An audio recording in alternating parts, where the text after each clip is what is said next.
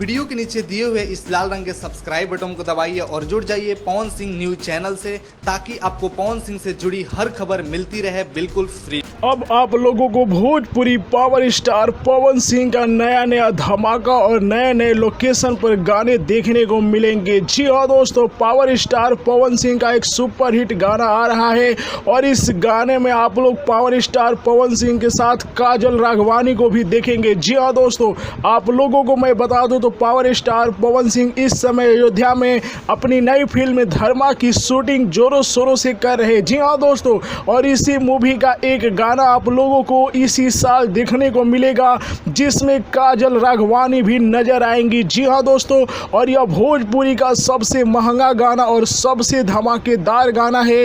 इस गाने में आप लोग पावर स्टार पवन सिंह, काजल राघवानी और कोमल सिंह को देखेंगे। जी हाँ दोस्तों, जब यह गाना आएगा तो भोजपुरी इंडस्ट्री में तहलका ही मच जाएगा और इतने जोरों शोरों से power star Pawan Singh shooting कर रहे हैं। इस गाने को बहुत ही मेहनत कर रहे हैं और एक खास बात यह है कि इस गाने में आप लोगों को पावर स्टार पवन सिंह का एक धांसू लुक देखने को मिलेगा, जिस लुक पर दीवाना हो जाएगा पूरा भोजपुरी इंडस्ट्री, क्योंकि पावर स्टार पवन सिंह ला रहे हैं इस समय भोजपुरी का सबसे महंगा गाना।